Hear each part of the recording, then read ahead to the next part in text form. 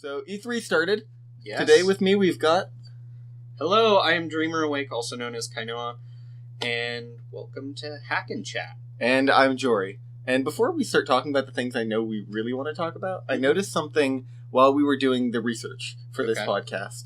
And there's a big difference between the way you do research and the way I do research. So I noticed as you were looking through things, you were posting like all of the confirmed titles, all the things that are definitely happening. And I'm over here posting rumors and stuff.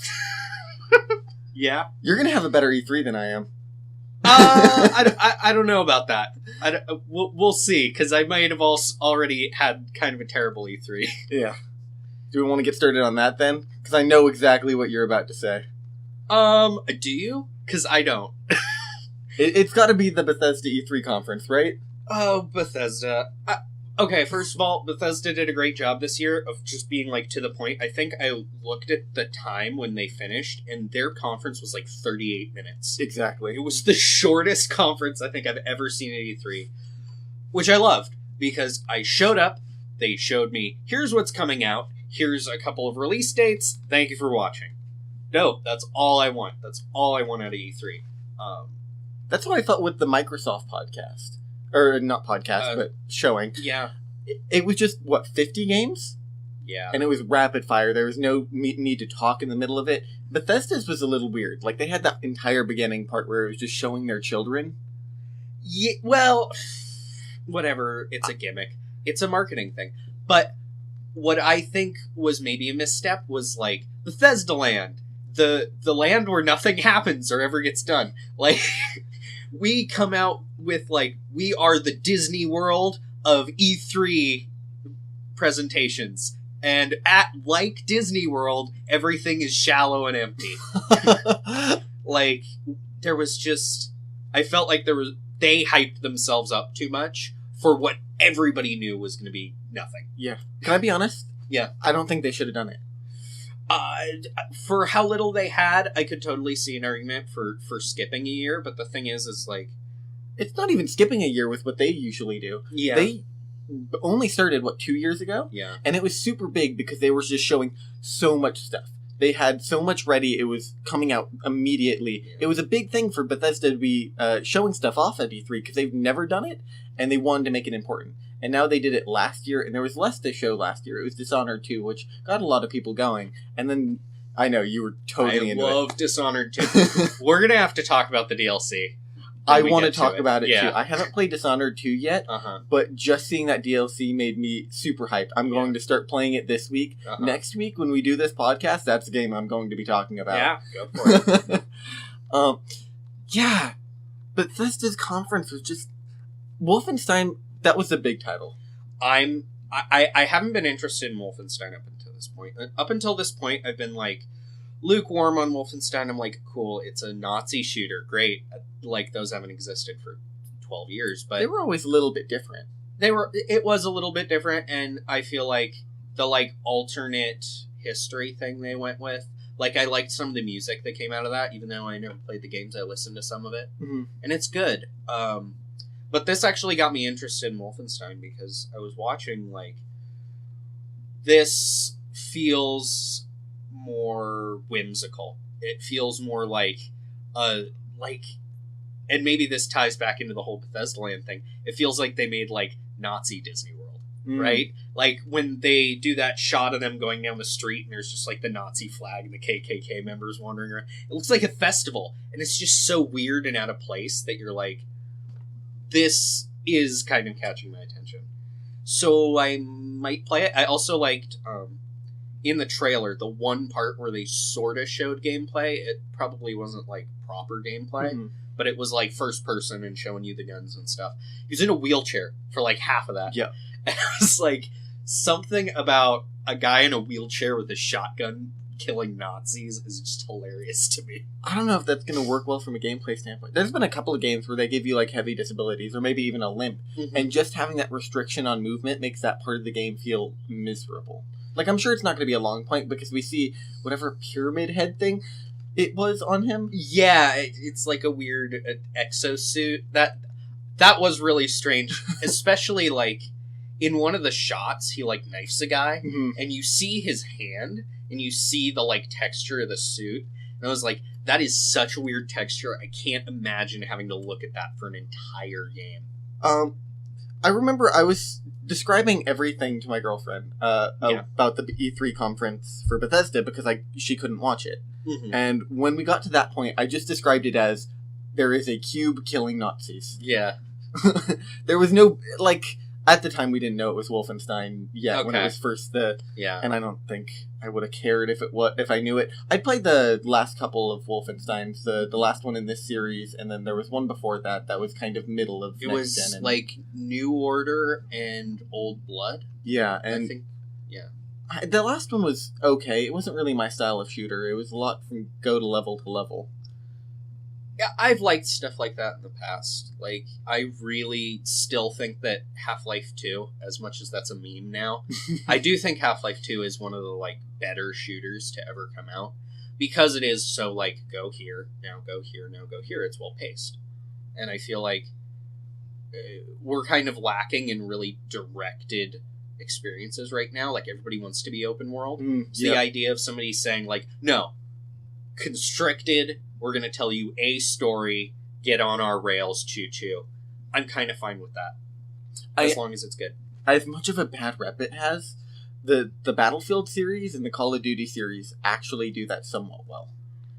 Yeah, They tend to be shorter and they tend to be toy boxes, just because they want to, like, give you all these cool little set pieces. But they do tend to tell a cohesive story that doesn't have many other places to go, and it actually keeps you mostly engaged. Although, that being said, I really haven't played any of the big ones since, like, Black Ops 2. I don't think I've ever played a Call of Duty or Battlefield game, honestly. Give it a go. Just a single player. Yeah, I own one of them. I just haven't played them because, I don't know, I'm not that interested in playing what has been sold to me basically as, like, a glorified screaming simulator. Oh, God. Talking about screaming. Yeah. All of the YouTubers this year. It's gotten a little worse. Yeah.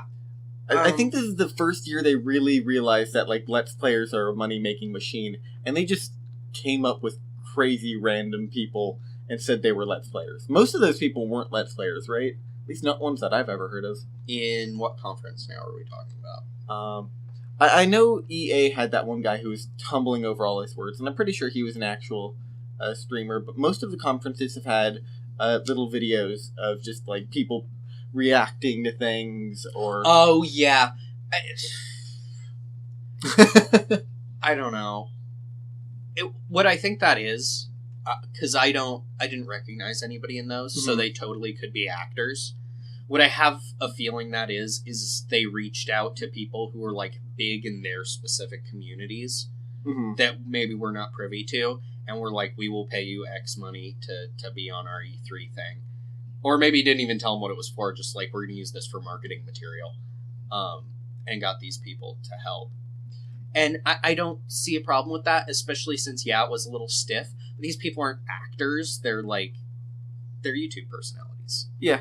And so when you ask them to act surprised, they're like, oh, jeezy peas, I can't believe it. Hey, every YouTube Let's Player should be able to act somewhat surprised. It's basically how they make their money. I guess. No, fair. I've watched those horror Let's Plays. I know how it goes. Yeah. So you wanted to talk about the Dishonored DLC. Yes. Oh my god. Do you think they'll actually kill the Outsider? I think they will. I think they will too, because you haven't played Dishonored 2 yet. I haven't played. Is this going to ruin everything for me? It doesn't. I won't say it. For those of you who may watch at some point who have played Dishonored 2, if you remember the part towards the end where you go to the Void, is that the Outsider's Realm's name? Something like that. But you go there, and there's a reveal about the Outsider that you may not have caught because you actually have to interact with the environment in kind of a weird way. Based on that and the whole deal with the whales and the altar, I am of the belief that, they'll kill the Outsider. I'm not of the belief that he won't return, just in a different form of some kind. That said, I'm really confused as to where the timeline of this DLC is. Mm-hmm. Because the Dishonored 1 DLC, at least one of them, I don't know about Brigmore Witches, but Knife at Dunwall, I believe, was the one we replayed as Dowd, and that's a sort of parallel to Dishonored 1. You play as Dowd at the same time that Corvo's doing all his stuff. Is Dowd the person in the new DLC, the Borgy-looking one? The Borgy-looking chick is Billy Piper. Okay. So, Dishonored lore. Dowd was the guy who killed the Empress. Okay. Dowd is the guy in the DLC trailer who's sitting in the chair who Billy Piper rescues. Gotcha. The like cyborg-esque rescues. And so Dowd had this whole DLC in Dishonored 1, and I think it was the first DLC too, about killing the Empress. Mm-hmm. Where your first mission is where Dishonored starts, killing the Empress. And your last mission is where Dishonored ends, where Corvo kills you. Gotcha. So it's really interesting. Although I guess they've now canonized, at least for Dishonored 1, the pacifist route. Because in Dishonored 1 you have a chance to kill Delilah, and you have a chance to kill Dowd. And we know now that Dowd is still alive, and we've known that Delilah survived. Gotcha. So entirely the pacifist route is canonized. Unless Bethesda's doing some more timeline thing. There's a dragon break? There's a dragon break, yeah. In the Dishonored world. Yeah, it's set in the Elder Scrolls universe. No. Would you be surprised? I could totally see it. Technically, everything's set in the Elder Scrolls universe. Oh, well, obviously. You know that the ghouls were the first elves. Yeah, okay. Fallout ghouls. Yeah, so I'm really interested because I think we might get more information about what's going on. Also, really, Billy Piper has outsider powers, but to the best of my knowledge, her connection to Dowd was severed at the end of Knife of Dunwall, which means she has her own outsider powers now. And we're told that that's really rare. I think in Dishonored 1, the outsider tells you there's only 7 other people like Corvo in the world. Okay. And we've met quite a few of them now. Obviously, Emily and Billy Piper would be new, right? So that'd bring the number up to 10 total, I guess, or more. Who knows more, depending on who's doing. Yeah, and depending on who's dead too. It could be like there's always only 8 or whatever. Oh. But now we have like Delilah has powers and Dowd has powers and Billy. Mm-hmm. So like I feel like maybe the place that this story is going is there's like some grand meeting of like all of the people who have been chosen by the outsider. What you don't know is they've actually got a game plan for that. It's just going to be the culling. The culling. No, it's Highlander. They have to all fight to the death. There could be only one. It's just a bunch of different rounds of doing it over and over and over. It's all online play. God. Oh. Yeah, they're really trying to get into that online market, Bethesda. Oh, speaking of their online market, Quake. I haven't been excited for a Quake game since, like, the browser one came out, like, 7 years ago. I'm not particularly interested in Quake because I know that my reaction times aren't good enough to really play properly. I've never been the kind to play competitively. Like, that's not my thing, but I still, love arena shooters. Although I do have to say, it seems a little bit like they're trying to do classes. They are. It's confirmed that there's a class system. Why in the hell would you do that to Quake? It's always been about learning the maps, knowing what guns to get, and you go around trying to get these guns and make sure you're more prepared than everyone else. Why would they split that into something like a teamwork system? So I actually heard a professional Quake player talk about this. Mm-hmm. And what they said was that there's always been kind of an implicit class system to Quake, because when you play at a professional level, there are certain things you do and certain things that you don't do as each person on a team. And the way you coordinate is kind of like implicit classes. Like, you are going to run around and scout, and so you are our scout. And just adding abilities that reinforce that, I think, is good. It's a way to teach people how to play the game properly. If you say you have a scouting skill, they're going to be like, I have a scouting skill. I'm going to go scout. And so people will play properly. Although I think you'll end up with the Hanzo situation where everybody's like, sniper only, or feed. See, there's a lot of games that do the class system now ever since Overwatch got big. And I mean, there was games before that, Team Fortress and whatnot. Yeah. So I think there's enough of those games. Mm-hmm. I don't even know what I'm trying to say here. I think that having the class system for this is going to do the exact opposite of what you said. Like, of course it's going to reinforce people playing that class because they have to. There's now no longer going to be any, like, if our teammate dies who's doing Scout, no one else can play Scout now because he was the one who was classed the Scout. Someone might have to go all the way back to base. Are there bases now? I don't know. And just to make it clear, I don't know that there was, like, a Scout role. That was just kind of my example I went to. I honestly don't know enough about Quake to say that, like, I'm angry about it. Mm-hmm. The thing I will say is when I already own Overwatch and I already have time in TF2, why would I buy another class-based shooter? Yeah. Like, this is the reason that it's not the entire reason Battleborn failed. Battleborn has terrible netcode. I don't know if they fixed it, but when I played it, the netcode was terrible, and I gave up. This is a segment where he bitches about a, like, 3-year-old game. I wanted Battleborn to be good, and it wasn't. But it basically immediately went free, right? I think it's still for pay.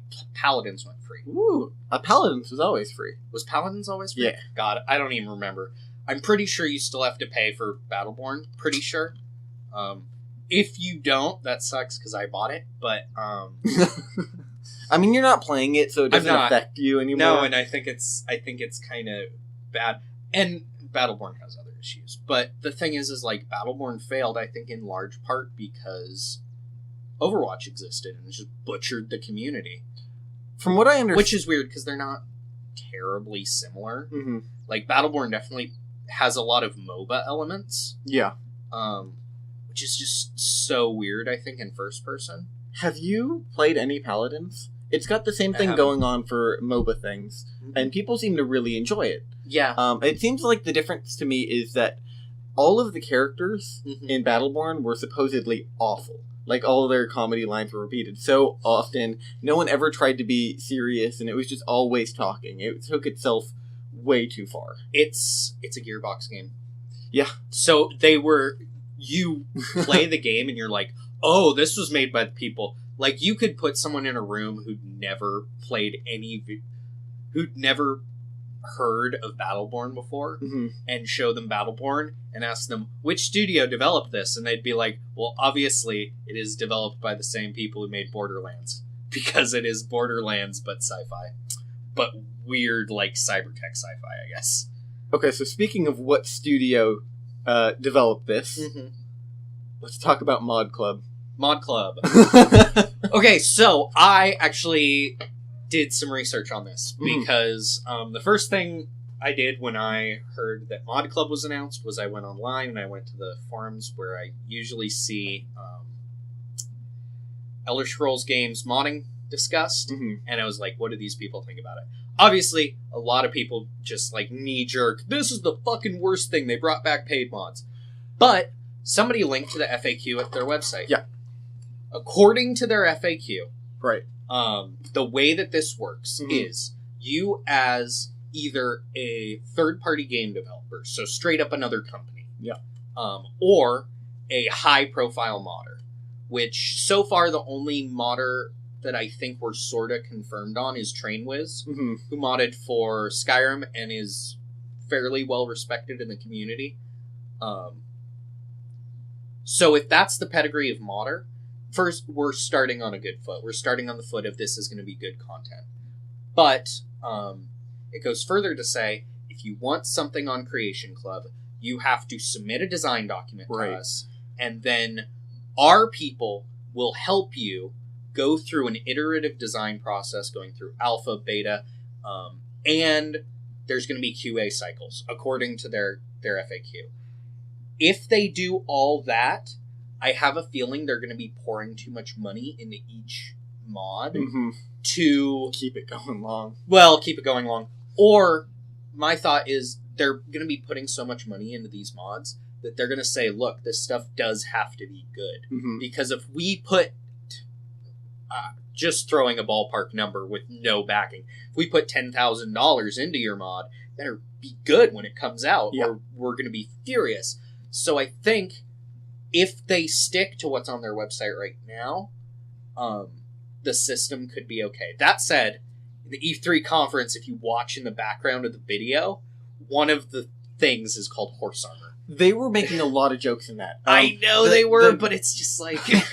The big mod that they kind of showed off, at least a little bit, was like the Golden Crab, which is actually a reference to an old Game Informer article talking about how that was going to be their first DLC. Can I be honest? I honestly think that the paid mod thing, at least this time, isn't bad. Like, I don't think it is either. Everyone started going crazy because paid mods. Mm-hmm. Everyone kind of forgot why it was a big problem. Everyone's hearing paid now and thinking, oh god, they want more money, but that was never the problem. Mm-hmm. The problem was that anyone could have, well, there was a couple of problems. Mm-hmm. The first problem was that anyone could have put anyone's mod up on their Bethesda Steam's website, right? It was Steam at the time. Sort of. Well, there's Workshop, but then there was also BethesdaNet, which is where you would go to upload stuff that would go to through their mod service and would end up on consoles potentially if you allow console mods weren't around at the time of the first paid mod thing. Yes, they were coming around. They weren't around yet, but they were coming around, and it was definitely like... I'm willing to fight you on this, actually, because paid mods console mods didn't come around until Fallout and then Skyrim Special Edition. Paid mods were Skyrim. Yeah, you're right, huh? Mm-hmm.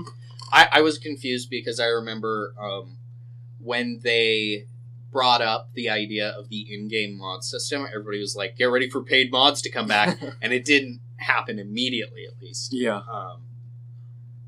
Okay, one thing I will say. Yeah. Have you used the in-game mod system for Fallout 4 or Skyrim Special Edition? I have not yet. I have used both. They're garbage. Are they? They do not work properly. If you go into their mod section, even navigating it is like a crapshoot as far as whether or not it'll work. I've had issues where I'll open it up and it'll hang. Yeah. I've had issues where I'll open it up and I can't select anything. So it's just like, no, this is a really terribly implemented system. And if they want to charge people money, they better make their front end work. See, I think that's actually maybe a good thing that we've got paid mods then. That might encourage Bethesda to actually put some work into it. Yeah, because if people are posting on the forums, I literally can't buy your shit because your in-game mod system's broken, they might, throw up a bug report on that. Yeah. And actually get it done. As much as I say I'm totally okay with paid mods, I mean, one, I'm not going to use them. I will not pay for mods. I don't... It depends on what they are, for me.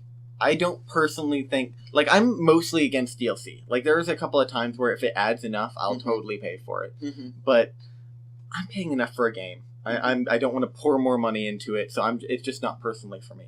Mm-hmm.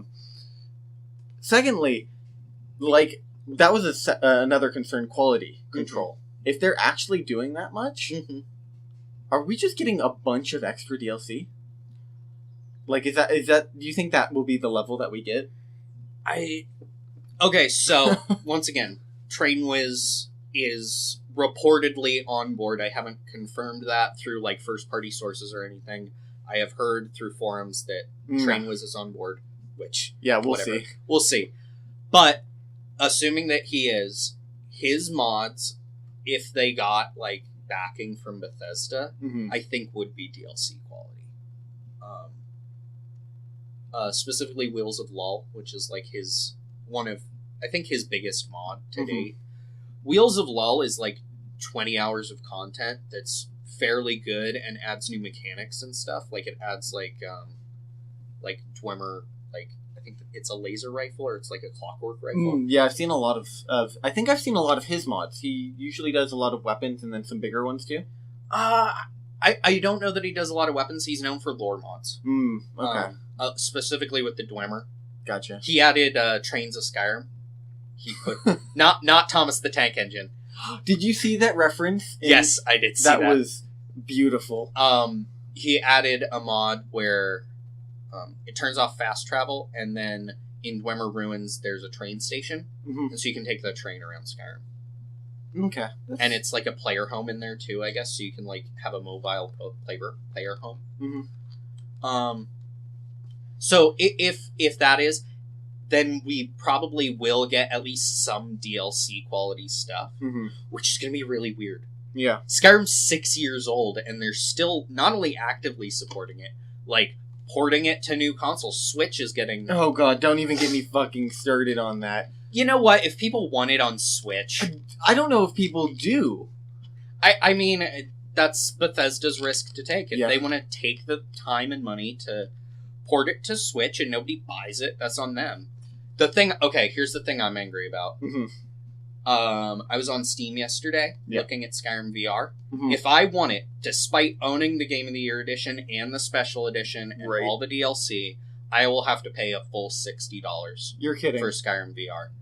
Which, I don't have a VR system. Yeah. But I'm definitely considering getting one. And the fact that Bethesda would do that just seems so out of character from what we've seen from them for the past because they few gave years. out the enhanced edition for free. Special edition was free as long as you owned Game of the Year or at least the base game and all the DLC. Yeah. That's kind of a bummer.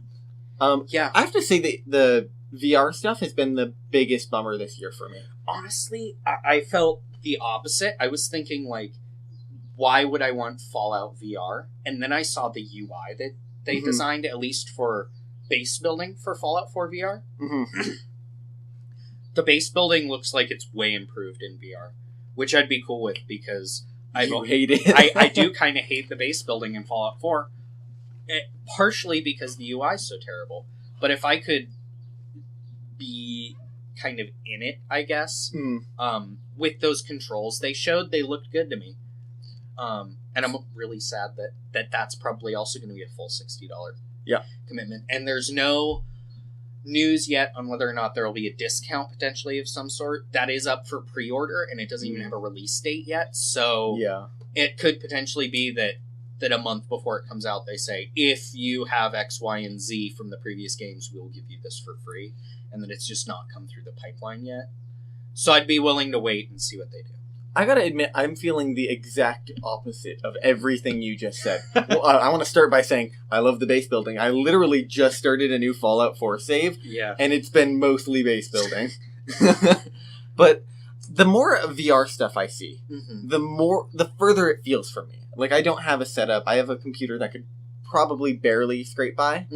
I'm not going to probably spend out the $600 until there's actual big games. That's one of the one of the huge issues with VR right now. There's no games. There's like a couple things that are like, oh yeah, we have Audio Shield. Cool, that'll keep me interested for like a couple hours, and then I'll be over it after I knock all the shit off my desk. I'm really hoping that maybe since Bethesda's putting out full games in VR, if Fallout 4 is actually going to be the full game, that'd be awesome. But if they could start doing that with new releases, I don't think it's actually going to happen. But that might actually make VR somewhat viable.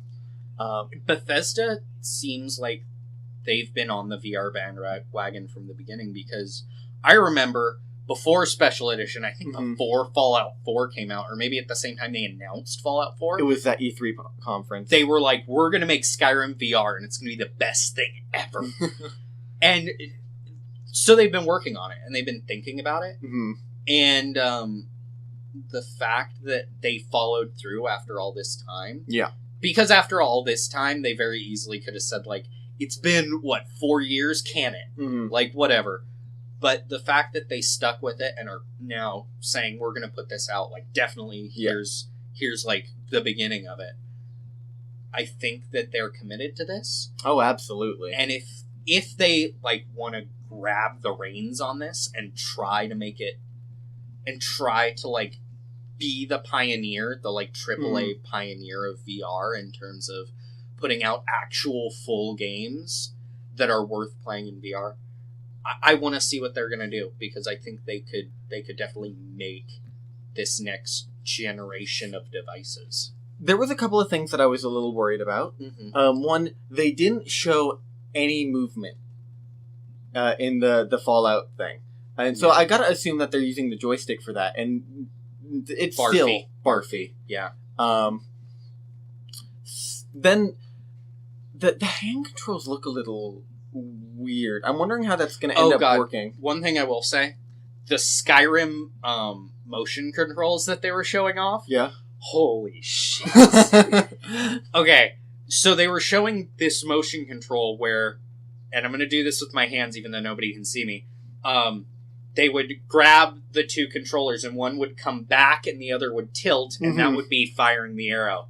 And I'm playing an archer in Skyrim right now on my current playthrough. And I can't imagine if every time I wanted to shoot, I had to, like, hold a controller sideways and pull back and release and then do it again. I would die. I'm super into that. Like, it's exercise. Like, it's not much exercise. But there's a couple of VR games out there right now that already do that, and they're supposedly really fun. If they get it to feel right, I'm super down with that. Because you're not going into a VR game wanting to just press the button. I mean, you might be, but then play with the controller. Yeah. If you want to use the motion controls, go all out. Don't half-ass it. Do you think it's an option then? I don't think so. I think if they were going to do that, they would have just put a VR helmet on the regular game. Yeah. So, So do you think it's an option, what I meant to say? Mm-hmm. Do you think it's an option between whether you want to play with a classic controller or whether you want to play with these motion controls? Because if it's not an option, especially on Switch, I can see that being a problem. Because it's like, I want Skyrim on the Switch because I have X, Y, and Z reasons never played Skyrim. I'm a Nintendo console gamer. And I want to play it. Mm-hmm. And then they're saddled with these motion controls. I feel like that would kill the game for me. I want to separate the Switch thing from the VR thing entirely. The Switch motion controls are just like slight changes. The VR motion control is full hands. And I think we're going to start seeing a lot of things where there is less choice for what you can use. Especially for things using the Vive. Because it comes with the controllers. Yeah, and so you're going to have to use the controllers for certain things. And everything seems very set around being room scale. Yeah. I just don't see it being a reasonable to want another controller there. Because that's not the experience you get. You could totally sit down, and then the only really difference is that you're just looking around, right? Yeah, true. Yeah. I don't know. They could have presented VR better, but I don't have a major problem yet with how they're doing it. Right. So do you want to move on to another topic? Yeah, do you want to start on the E3 press conference? The E3? Or, sorry, the EA. EA press conference. Let me see. Do I remember the EA press conference? No, because it was boring as shit. That's right. It was Star Wars Battlefront, which I don't care about. Okay, so I've not played the first one. I've played some of the older ones that it was based off of. But I love watching people play that game. I'm not usually one for super into graphics. I mean, of course, I'm a PC gamer. I like my 60 frames a second, whatnot. Yeah. But that game looks so beautiful to me that every screenshot of it looks like it could have been a scene out of the movies. I don't know what corners they're cutting or how they get to that point, but just visually seeing that game makes me feel butterflies inside.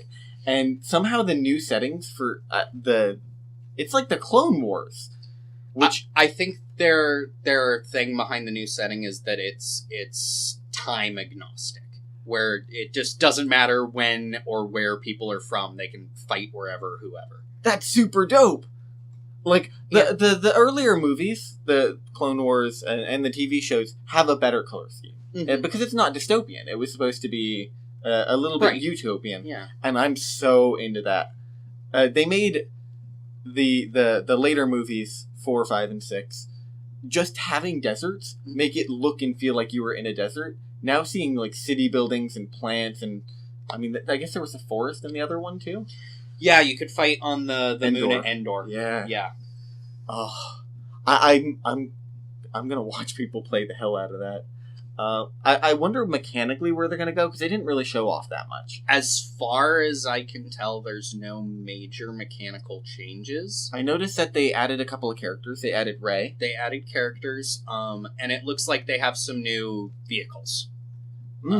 Which I'm actually interested in, because one of my favorite things in the Star Wars canon is the whole Royal Naboo aesthetic, because I just think it's really striking. And there was a lot of Royal Naboo stuff. Like they had some Royal Naboo fighter ships that they were showing off in the dogfights, and they were fighting on the palace grounds, which was great. I think it was pretty. You're like, so checked out of this. No, I might be really into looking at screenshots, but it, like, I don't know. I'm not that interested in playing it because console exclusive again? I'm not sure. Yeah. I heard that a lot of the stuff that was coming to Xbox was also going to be coming to PC now. Yes! But I'm not sure that crosses over into that game. Yeah. Well, it was all the Microsoft titles, because they're now doing the Windows 10 store. And they want everything to be interchangeable. So supposedly save files can go from the Xbox to the PC, and they want it to be like a cohesive experience for the, 3 people out there with an Xbox One and a PC that want to play the same game. And I believe that if you buy a game for one, you can get it for the other. Yeah, I know they talked about that for the going back to Skyrim paid mods. Right. It says on their website that if you own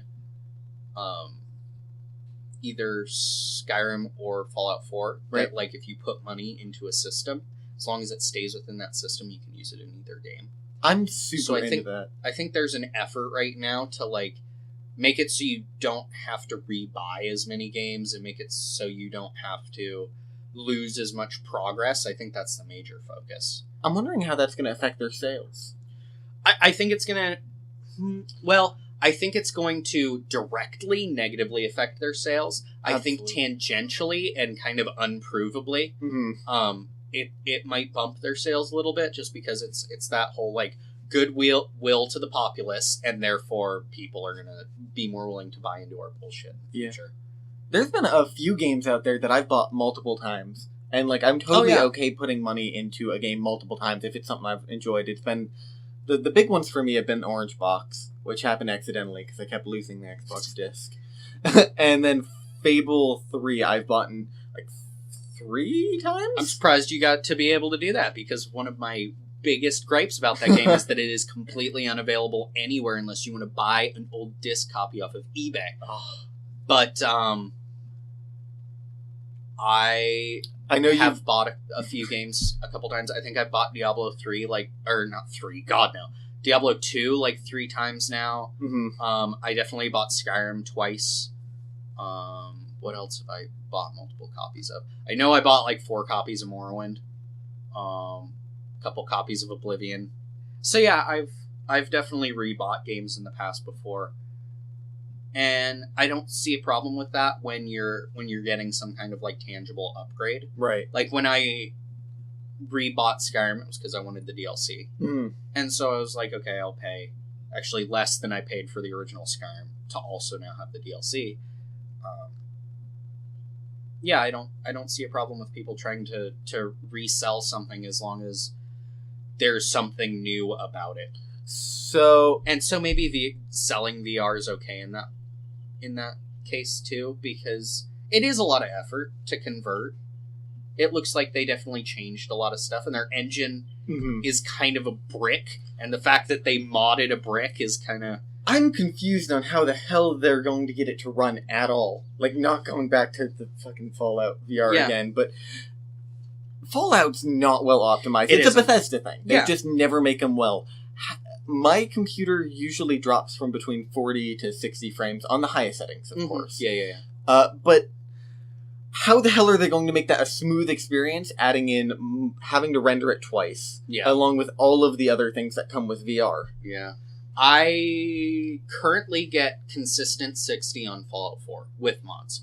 I don't have that problem.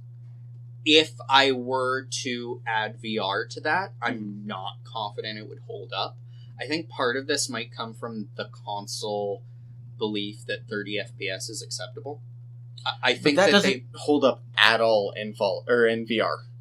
Does it not? No. The higher the frame rate, the less nausea you get. They say the best is at least 60. Yeah. You generally are aiming for way higher. That's like the 144. They've tried for. I don't know what the PlayStation Pro is doing for their VR. Yeah. But from what I understand, everyone says that if you try at 30 FPS, you will just hate it immediately. Yeah, I don't know how they're going to do that. Hopefully, it means that there's engine optimizations on the way for Fallout 4. Because they did it for Skyrim Special Edition, and I know you haven't played that yet because you didn't get it. But Skyrim, going from Skyrim to Skyrim Special Edition, in terms of performance, is amazing. In terms of mod support, and this is another issue with paid mods, the last time paid mods came up, it killed the modding scene. Yeah. The script extender guys... have officially stated, and it's on their website in bold letters, we will never make a script extender for Skyrim Special Edition. Yeah. I get it. The Sky UI guys left after the whole paid mod debacle, so we don't have a proper UI mod anymore.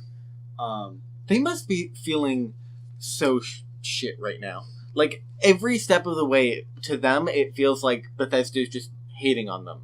And then when console mods came around, because most of the console mods most of the PC mods can't be transferred to console mods, there was hate mail going around. Yeah. That killed a lot of developers. Yeah. There were just people yelling on the Nexus comments about how they wouldn't bring this mod to console and how they hate all console people. And the developers just there sitting like, I can't. I physically can't. Yeah. And that killed there's no Fallout mods. At all. Yeah. I know that there was one dev who specifically looked into the specs of what could be handled on PC but not on Xboxes, with the intention that if his mod was loaded on Xbox, it would brick the Xbox. Yeah. So people are definitely really, really angry about it. And, I mean, I want to see what they do with this, because I do think that there is potential for this to be a good step in the right direction, and I don't want it to fall through again, because I think it could lead to a lot of really cool stuff being made. That said, let's try to get out of the Bethesda wheelhouse entirely. Yeah, I'm pulling up. We were already on. I'm pulling up the Microsoft one because we don't want to talk about EA. We weren't super impressed by anything. I don't remember anything. Do you want to just rapid fire through some of these, and if we find something, we'll just talk about one of them? I've got one already. Sea of Thieves was discussed at the Microsoft conference. So I've been hearing a lot of stuff from people who've played the demos, and from what I understand, the only fun part about that game is the ship combat. When you're going to an island, the riddles are pretty simplistic. They get you through, and then otherwise it's just walking and occasionally pointing at a skeleton, which is a big bummer. Yeah. To make that worse, when you're working in teams, someone basically always has to hold that treasure chest. They're doing nothing. They are walking between enemies and have no way of doing anything else. Yeah. And it looked super fun in the trailers, and I got super hyped until I started hearing about all of these people playing. And now I'm kind of bummed. Because there are not many good pirate games. And I'm so into that. Yeah. The last good one I played was Assassin's Creed Pirate Black Flag. Yeah. If that is true, then whoever put together that trailer should be fucking editing movies. Because I honestly was watching that trailer being like, this feels like Pirates of the Caribbean. There's a scene in the third movie where... they're all on a beach fighting over a treasure chest. I was like, this is that scene. They copied that scene. And it just felt really whimsical and great and oh yeah, we're fucking pirates. It's awesome. And I'm really sad if the case is that it's slow on land and only fun at sea. That said, if it's fun at sea, then fuck it, it's going to be great anyway. I'm wondering if there's going to be better games for that. Because there's, what is it, Black Wake? I think it's called? Black Wake? I haven't heard of it. I know that right now we have the thing that it really reminded me of, which is Guns of Icarus. Which is the airship one. And that one's really similar, it seems, in terms of practice. As far as... Yeah, Black Wake. I haven't seen this. So Black Wake is kind of... it's just ship combat with a team. It looks like everything that was in the other pirate game, Sea of Thieves. With a more realistic setting. It's obviously greenlit, I believe, and it's early access. Yeah. But from what I understand, people playing it say they're having a lot of fun, and it looks more in-depth than anything that Sea of Thieves had. Yeah, I feel like... I don't know, for me at least, if I was going to do a ship combat game, I don't want it to be realistic. I want it to be campy as fuck. I want to fire myself out of a cannon and land on the enemy ship. Right. That just sounds awesome. And pirates run on rule of cool. They don't run on rule of, I'm going to really kind of slowly run around and do things realistically. Well, there's always the fact that people aren't going to be acting realistic, too. Like, in the trailers, there's they're making ramming into each other. So this is one of those games that was a Let's Player game.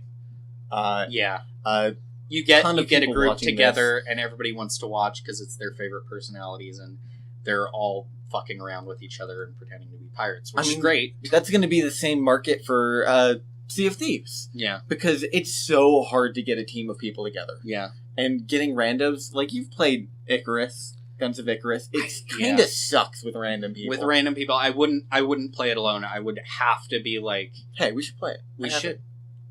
Guns of Icarus? Yeah. I'd have to get a copy. But, okay. We'll figure it out. Yeah, we'll figure it out. But, yeah, there's a lot of games that are killed by not having people to play with, and this could very easily be one, and probably is one. Especially in terms of, like, collecting treasure, because if the guy with the box can't do anything, and his team ditches him, it's just like, well, I guess I'll just drop this treasure and we won't get it, because the team isn't helping. You'll notice a lot in that trailer, there's a lot of jump cuts. Yeah. And everywhere there's a jump cut, it's because that's the point where nothing would happen. Nothing would happen. Yeah. Like, he's standing on the beach, and what? Now, how does he get to the ship? Is he swimming out there with the box? Okay, now we get to watch him swim for a long time. Yeah.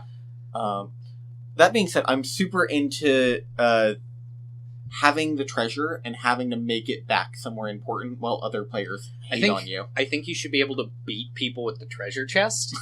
Like, it's worse than your sword. Like, your sword maybe, like, one-shots enemies, because it does seem like enemies are pretty papery. Yeah. As long as they're not enemy pirates in that game. So maybe the treasure chest just, like, stuns people, but it gives you something to do in combat. You're just, like, slamming people in the face with the treasure chest, especially if there's, like, a really visceral, like, one-handed smack upside the head. I think that would be good. Even as just, like, a stun, but that kind of... Yeah, just as a stun. I imagine that takes out the feeling that they wanted that player to feel, which is a bummer. Helpless? Yeah. I don't think... But a player maybe shouldn't feel helpless. Unless it's a horror game. Yeah. Unless it's a horror game, you really shouldn't. Especially in a pirate game. No, and I think, like, giving people options, maybe, like, the option to, like, you can point at a friend and throw them the chest. And so you throw the chest and they can hit a button to catch it. So they just turn and catch it, and then you can kill an enemy and they throw the chest back.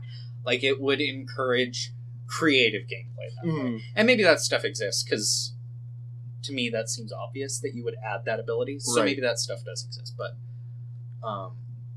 So, coming off of Sea of Thieves, if we're... Yeah, we're done. Xbox One X. Project Scorpio. First thing I want to say... Xbox. What the hell is their naming scheme? Xbox Original to Xbox 360? You missed 358 there. Yeah. Then Xbox One? Again. Now Xbox One S, and then Xbox One X. Yes. I'm imagining these poor little children... Okay, not poor little children, but rich little children. Rich little shit. Yeah. Asking their parents for the Xbox One X... And them maybe not hearing exactly right. Yeah. They're not getting that. They're getting the S because it's cheaper. I mean, probably they're getting the Xbox One because they should have used a word. Well, the thing is the Xbox One S is the cheapest of that Is it? line right now because it's supposed to be like the lower end one that you can get for cheaper. So I have a feeling a lot of people are going to end up with the S when they want the X. Especially since S and X are not like... No, they use like the two didactically separate. Like it could have been like Alpha and Niner. Like just to separate Hear me them. out. Xbox One Pro. I think they would actually legitimately run into copyright issues with Sony over that. You think? I think so, because like the idea of like it's our previous console with Pro added on the end, that feels trademarkable. Yeah. That feels like that's specific enough to trademark, and I feel like Sony kind of has... Even Scorpio. I'm so annoyed that we get these really cool names for consoles, and then they just ruin them. I still call the Switch the NX. Yeah, it would have been a better name. And Scorpio would have been maybe a little too edgy for a console. But, like, even if you called it, like, the Xbox One Scorpion. Too edgy. Write out Xbox One X, and it looks like one of those usernames. Yeah. I'm going to call it the Xbox. That's going to be my term for it, because we can't call it the Xbone anymore. I'm not going to call it anything. Oh my God. God. Anyone who's going to buy one. Did you see the I forget what he was a developer for, but he was obviously French, I think. Mm-hmm. And he was talking, I think at the Bethesda conference, I think it was the developer for, God, what was it? I think he was one of the developers for Dishonored. He called it the Xbone on stage. Did you see that? No. One of the developers, went up on stage and was, like, talking about his game and was like, and it's going to be an Xbone box. Oh my God. It's yeah. So I'm just gonna go down the list. Forza Motorsport. I don't care about. I thought that was a really awful way to show off the graphics power of this console. Look at this console. Look at the car on the console. Now look at the real car we have right here on stage. Well, also the Forza games have always been super pretty because they cut corners everywhere, which is fine. That's how that works. Yeah. But they all kind of look that pretty. Yeah. And then you look into the backgrounds, and it's just flat papers because they're putting all of their polygon, all their texture stuff into, like, that's 8 cars. The advantage of the Xbox One X, is that now that background, like, standee art that they've used forever... But no one gives a... Yeah. No one cares. There are people who care. There are people who care. They exist. They're not the majority, and I'm not one of them, so I don't really care. But they wouldn't make the games if they didn't sell. And I've liked some racing games in the past, and I'm glad that if I ever decide I want to play a racing game again, that I can get a really updated experience. Right. Honestly, if I'm going to get a racing game, I'm just going to wait for a Humble Bundle to, like, throw out one of their free ones that they throw out every year. Humble Monthly had Project Cars a while back. And Project Cars is really weird in how it's set up, but I found it fun because okay. Not going to get into a huge thing about Project Cars. It's a really interesting racing game. Let's move on. Okay. This one I'm actually super excited about, but I have some worries about the trailer. Metro Exodus. Or Exodus. Metro Exodus. So I talked to our friend Tyler about this, and Tyler is a major Metro fan. He's played all the games. The only thing he hasn't played is like the Metro Redux. Right. Which is just a remake anyway. So he was saying he wasn't really sure where they were going with it, and then it felt really out of character for the series. That said, I'm really interested in this, and I wasn't super interested in previous entries, despite liking what little I played of 2033. I've played a lot of the older ones. And I've never been... of the older ones? I've got all of them in my Steam library. The 2? I don't know. I know at some point I counted the other list, and they added up, so it's like, cool. Yeah. But I've never been super into, like, some of the RPG features of them. And so I'm okay if this is a way away from their normal formula. And I'm actually okay with that with a lot of games. If games want to try out something new, it does burn the fan base, which is something they have to worry about. One thing I like is that Metro has always been known for being really pretty, being a game that, like Crysis used to be, is kind of a benchmark game. Right. but it's always been in dark, shitty tunnels. Mm. And you occasionally go on the surface, and the surface parts are really cool. Right. But it's always been in these dark, shitty tunnels where you're like, I'm sure the texture on that wall is beautiful if I could see it. So having it seem more like it's more geared towards being outdoors, I'm kind of cool. See, I don't know if I trust that trailer, like, at all. That was, like, 10 minutes of entirely scripted events of a small part of the game. Gameplay-wise, I don't trust that trailer. No. Visuals-wise? Yeah. It basically looks like the other Metro games. Yeah. So I don't doubt that it will look at least very close to that pretty. Mm-hmm. Which would maybe be why I would play a game like that, because it seems very geared towards being a pretty game. But I don't know if we can actually trust that it's going to be like an outside mostly thing, because we only saw a tiny little area. We don't know where he was going. Yeah, and it could just be like, because this is the new thing, we're going to put the new thing in the trailer, even though it's 20 hours down the line, and you play it for like 4 hours. Mm-hmm. Let's move on. Okay. There is Assassin's Creed Origins, which I am angry about. I am really whatever the word is. Vehemently. Thank you. Just so angry about. So I've played a lot of the Assassin's Creed games. I've played, I don't know, all the other twos. Black Flag, the third one, in some order. That was probably actually pretty close to that. Yeah. And most of the time, it's super about sci-fi. At least somewhat. Yeah. Like, there's magical things in there, but they're explained by sci-fi. Magical creatures in there? Like, we saw Naga in those trailers. I mean, couldn't the aliens... Spoiler for Assassin's Creed. Couldn't the aliens be doing, like, genetic experiments?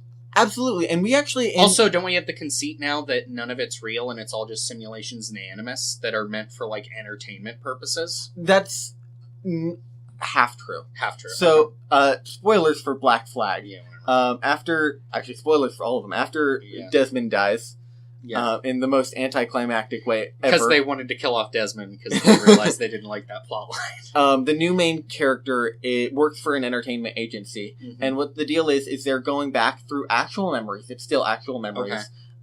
Working for an entertainment company to try and find...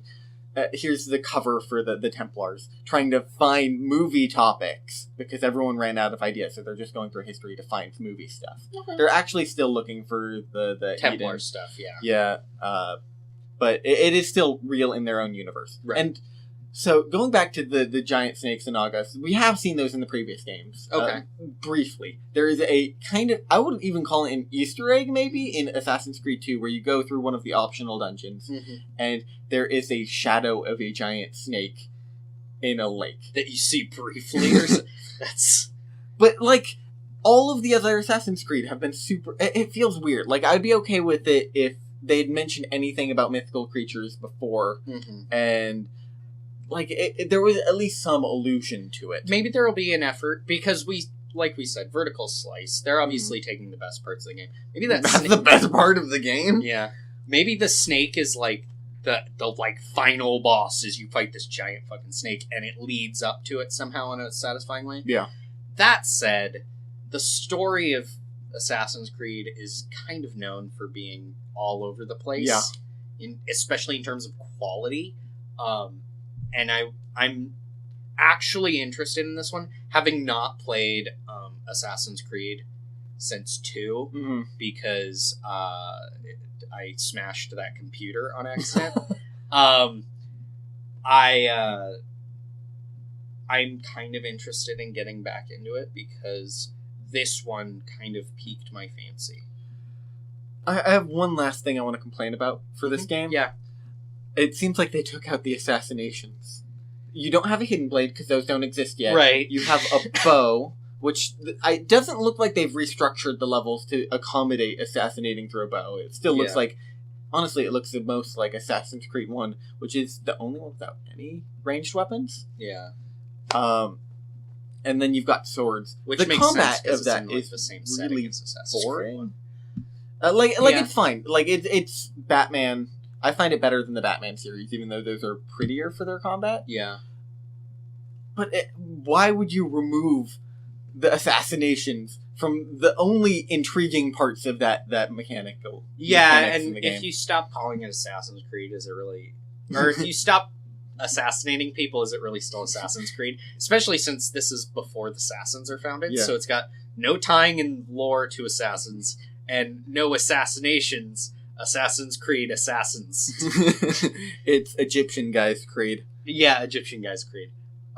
So next we have PlayerUnknown's Battlegrounds, which I don't really care to talk about. It's a Twitch game. If you're on Twitch watching this, then you have seen this game before.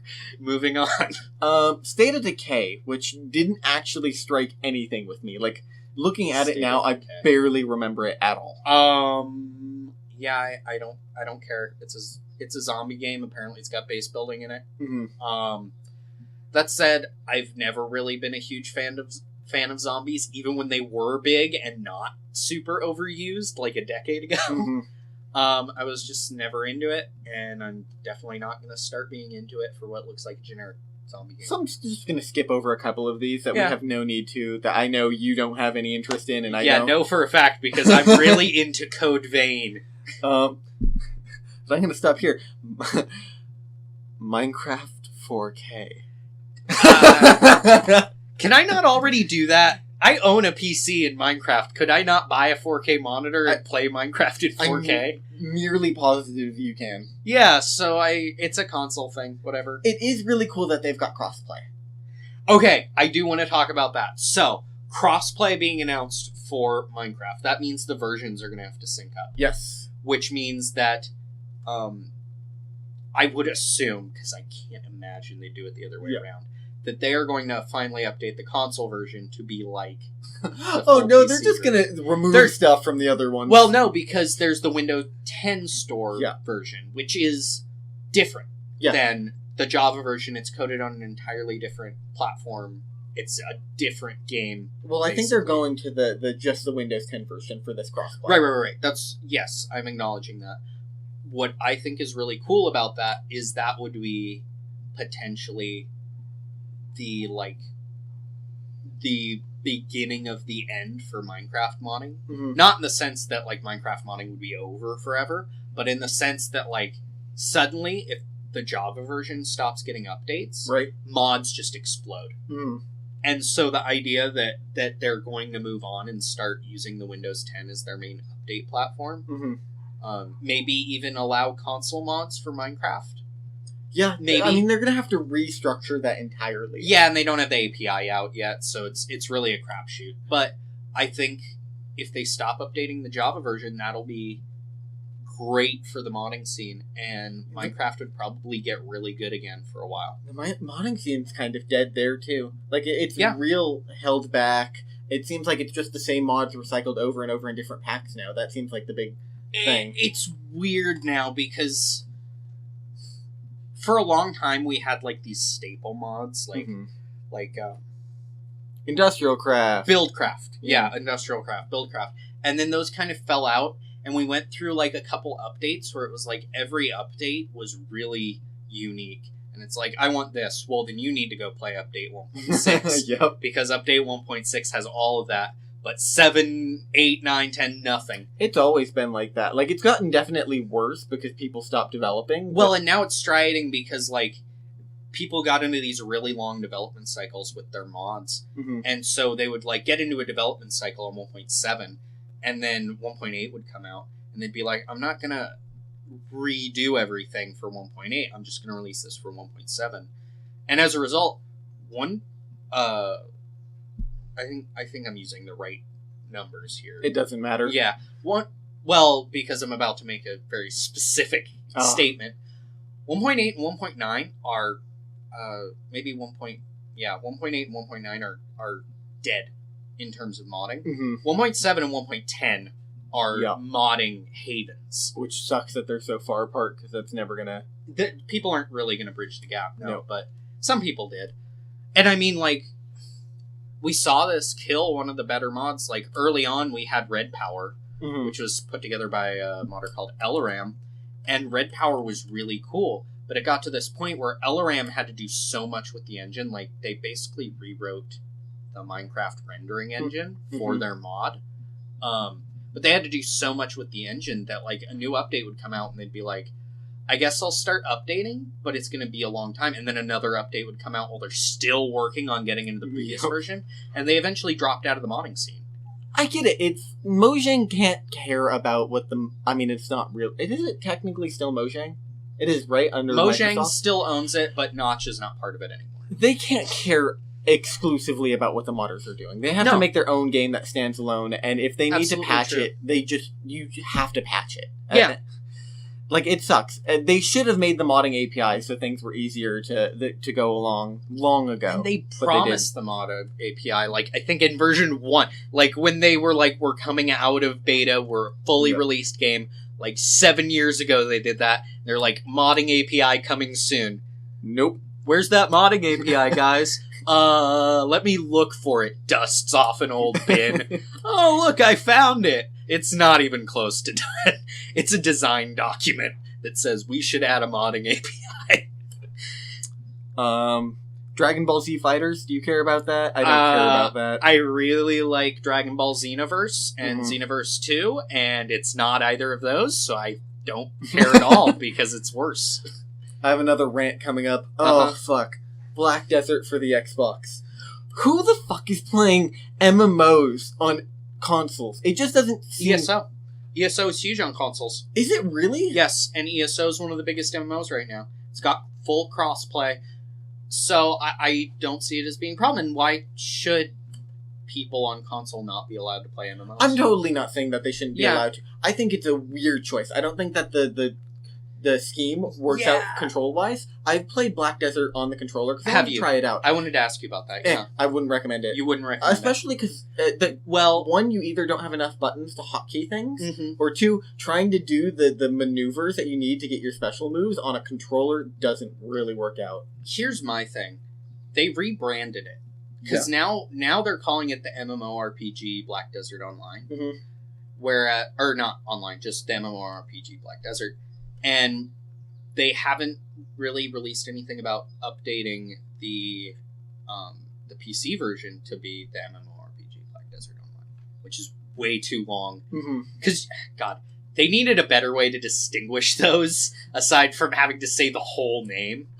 I can't wait for Shin Megami Tensei Online Imagine for the online. Yeah, the MMORPG Shin Megami Tensei Online Imagine for Xbox One X.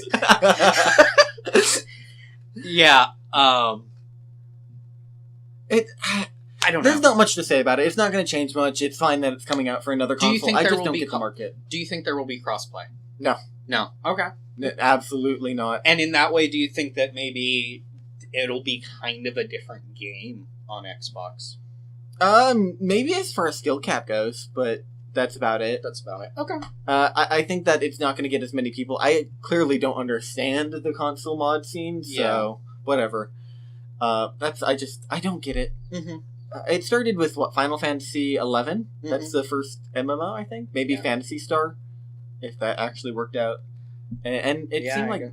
Right? That was a long time ago. Last Night?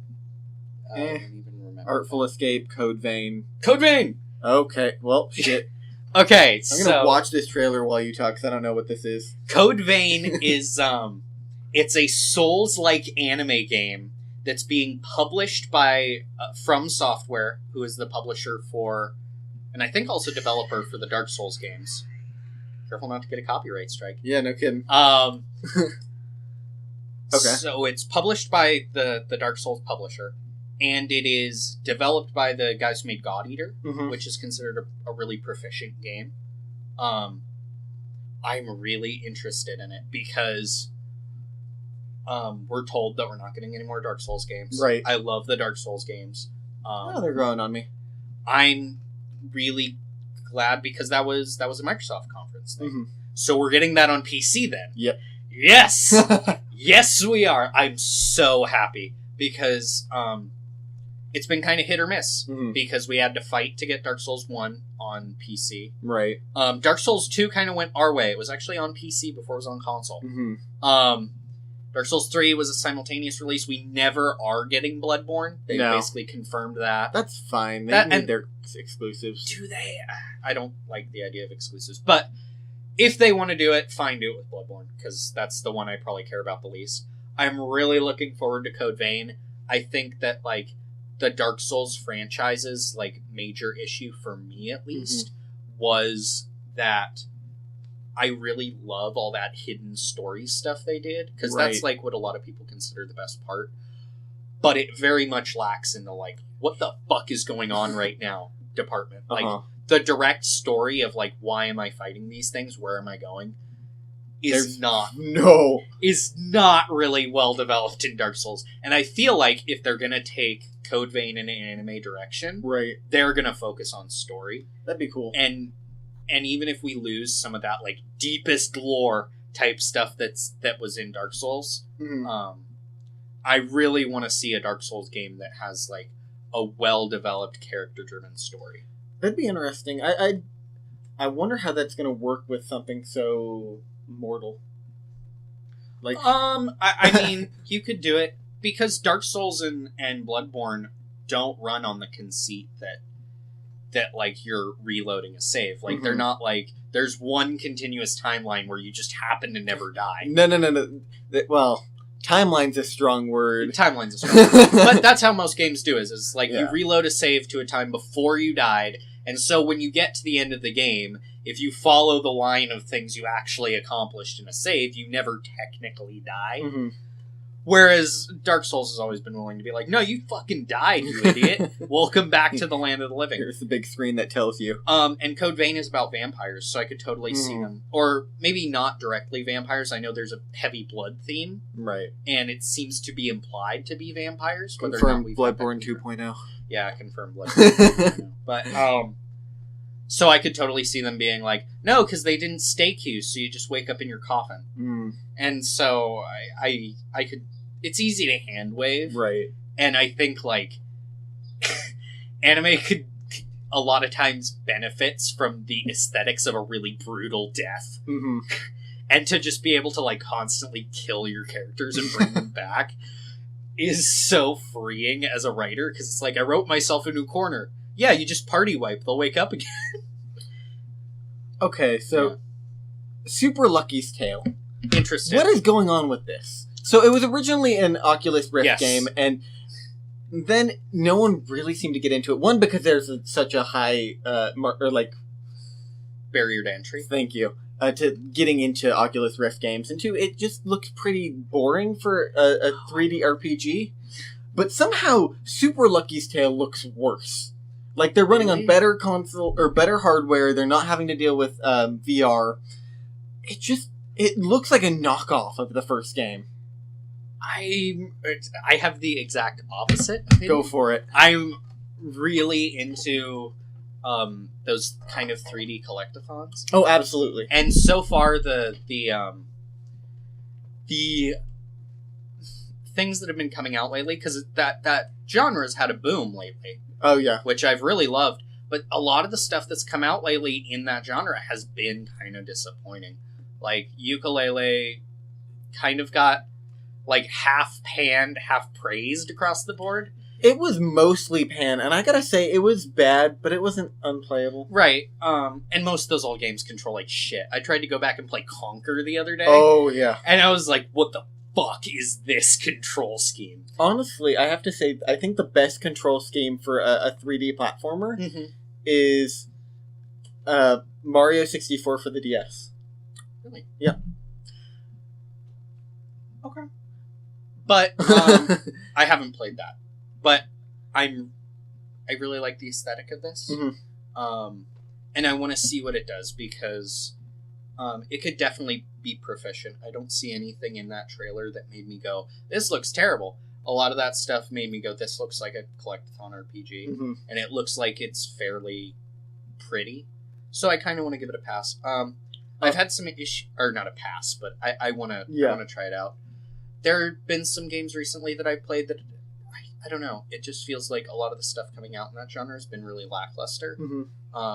Snake Pass was like an amazing idea with like very little actual content to the game. But for anyone out there who's interested in this kind of stuff, Poi, P-O-I, Poi is I am totally. You sound like you're in a spelling bee. Poi. Poi. P-O-I. No. Because it's kind of a weird word. Yeah. It's an indie game that is in that 3D Collectathon style. Mm-hmm. It's straight up like really, really controls super well. They fixed a bunch of the bugs recently, and there were some bugs in that game, but I think they're all better now. The game is pretty. It very much reminds me of like Zelda, like Wind Waker Zelda. And the stuff you have to collect is fairly varied, and there's a lot of stuff to get, but at the same time, it's not an overload. The worlds are really fun to run around in. That is probably like my standout right now as far as like that genre. I gotta admit, the only to see some more stuff. 3D game or 3D platformer that I'm super excited for is the new Mario Odyssey.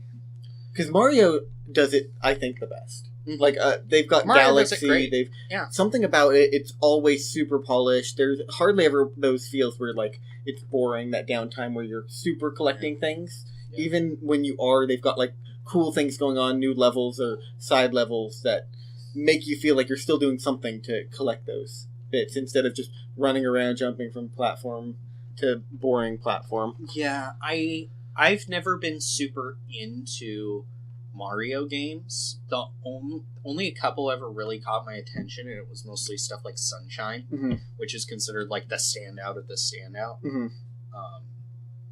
Really? You like Sunshine more than Galaxy? I have not played Galaxy. What I've seen of Galaxy does not look fun to me. Really? Yeah. I just am not interested. I am very, very interested in Lucky's Tale, though. Okay. I do want to see what it does. And if it does it badly, fuck it. Tons of games do shit badly. Yeah. I'll just not play it, but... I mean, that's the risk you take with any... Especially when we're, like, here, like, hyping up shit that we've gotten, like, a trailer for. Yeah, I'm trying not to be too hype. I'm hype about Code Vein because I trust its pedigree more than I trust, like, that it's going to be necessarily, like, immediately a good game, or, like, that it's a new IP, so it must be great because of what I've seen. But, so next we have Cuphead. It got a release date. We've known about it for a year and a half. Nothing's changed. I honestly, like, I like the art style, but I don't think I'm going to like the gameplay. It's fine. Like, it looks good. But we've known about it for so long that the only thing that changes, we know when it comes out now. Yeah. There's nothing to talk about there. It's old news. Yeah. Crackdown 3, it looks like Saints Row 4, which I'm totally down with. I'll probably play it if it comes out for PC, but I have no specific hype. Crackdown 2 came out. It was okay. It was open world. It was just another Saints Row with like less likable characters. It's something to do. Yeah, I don't care at all. Ashen, did you care about that one? I didn't really. I did. It's another Souls-like.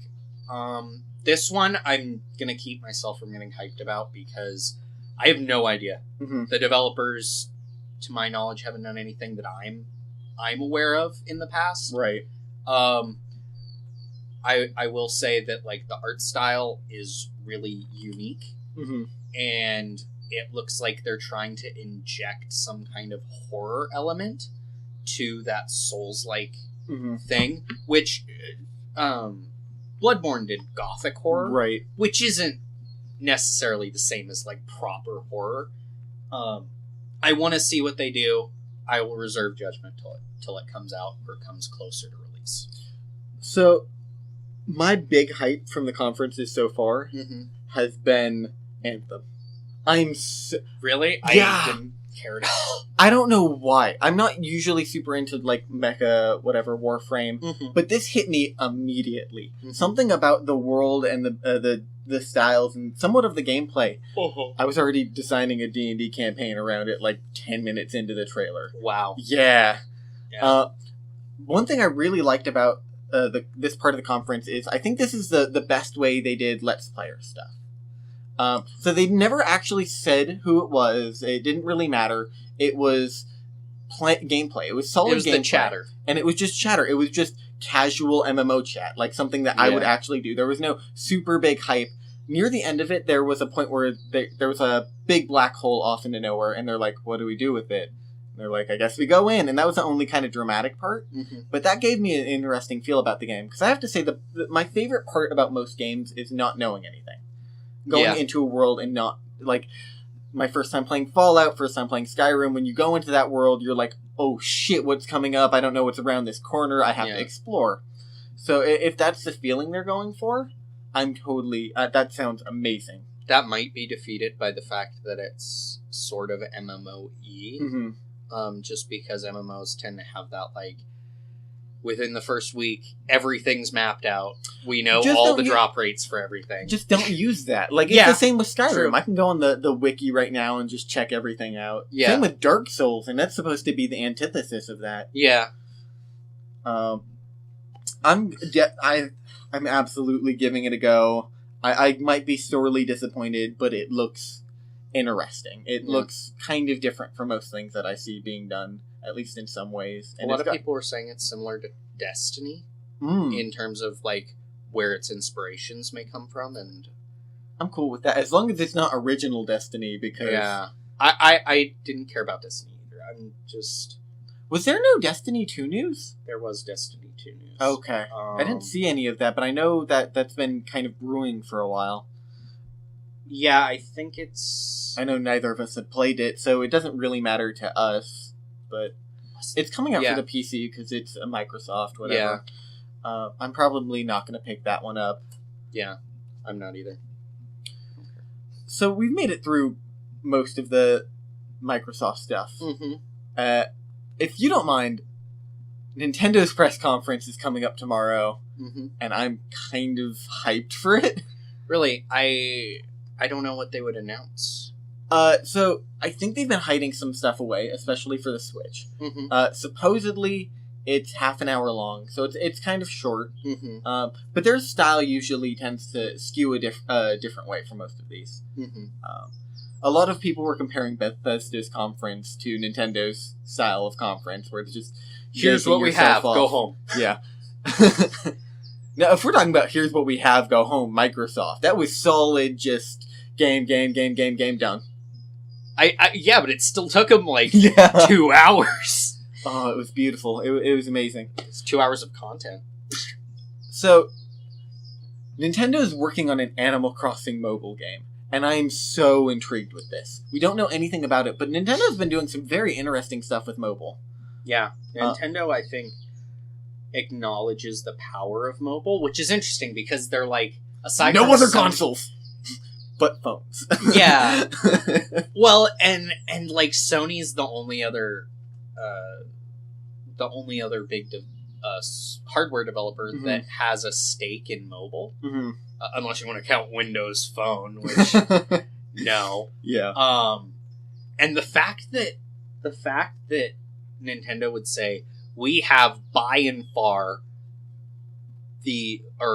away the winner of the mobile gaming market in the form of the 3DS and its many clones, that they would turn around and say, okay, now we're putting shit on phones, is so weird to me. Because it's like, why would you not just put it on your device? Right. With the intention that then it'll force people to buy it. I also have to say, they've been doing really good about microtransactions. So I'm not against microtransactions. Yeah. It's another one of those things where done well. I won't pay for them. It's just a personal thing. But there are people out there who will. Pokemon Go...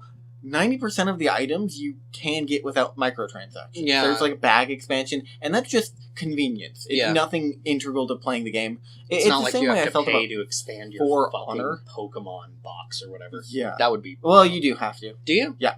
But, like, I never ran into a problem where I, like, ran out of space. We also didn't play that game a crazy huge amount like some people did. Oh, I know Danielle plays it all the time. She's still playing it. Okay. She says that she wants to put in some money to expand her... Pokemon thing because it gets crowded and like removing items from your bag all the time is a pain. But she plays it every day. Enough that she putting in like $2 or $3 to a game you play every day is an amazing price. Yeah. I've spent like $60 on games I've played 2 hours in because they're garbage. It's awesome to know that I can play a game, and if it's I play it enough, I can pay for convenience. Yeah. It's the same reason I spent a little more on the pack for Black Desert. I wanted a pet to pick stuff up for me. I felt okay doing that because of how much time I put into the game. Yeah. It was more than a $10 game for me. It's only $10. Yeah. The lowest tier where you play the game, get everything, is $10. And then the higher tiers are you pay a little more and you get some cash shop items. I just bought that game. I should know how much it costs. You got it on sale too. It was like $7, $8. Yeah, I got it really cheap. Yeah, I got it during the sale as well. So I think I spent $20? Yeah. Which is fine. Yeah. Because I put in more than 20 hours. I know it's a bad way to think about it that way, but yeah, no. I agree. Because I have like $120, $140 in Dota 2. Mm-hmm. And I'm... 3,000 hours on that game? No, it's like 1,500. Still? Yeah, I'm like, whatever. They can have... I might drop another $30. It's totally fine to have microtransactions, unless it affects your game. Unless it's, like, blocking people out from playing your game. That's why I think Mario did so poorly. One, it was $10 on a phone. Mm-hmm. There's an intrinsic thing that we've just taught ourselves where we shouldn't spend $10 on a phone. Which is kind of a bummer. But once again, I'm not going to spend $10 on a phone, so it's a cause and effect, whatever. But I'm really intrigued to see what they'll do with an Animal Crossing thing. They tried to do home building a little bit in the Mario game, and I'm wondering... I have no idea what they'll do. They've been going kind of weird with Animal Crossing. They've done Happy Home Designer, which is just building homes for people. It's a little fun. Then they did a fucking Mario Party redo, which was kind of... I thought it was garbage. If I'm going to play Mario Party, I'm going to play the polished, perfect Mario Party. Yeah. But it seems like that seems to be one of their titles that they're willing to try new things out on. Do you think it'll just be Animal Crossing, but on a phone? No. They seem to still want to keep their big titles the way they... Like, the main way they play them on their consoles. Which is fine. Because they're still the money makers for Nintendo. Does Nintendo make money on the 3DS sales? I'm not sure. Probably nowadays. I'm pretty sure they're still losing money on the Switch.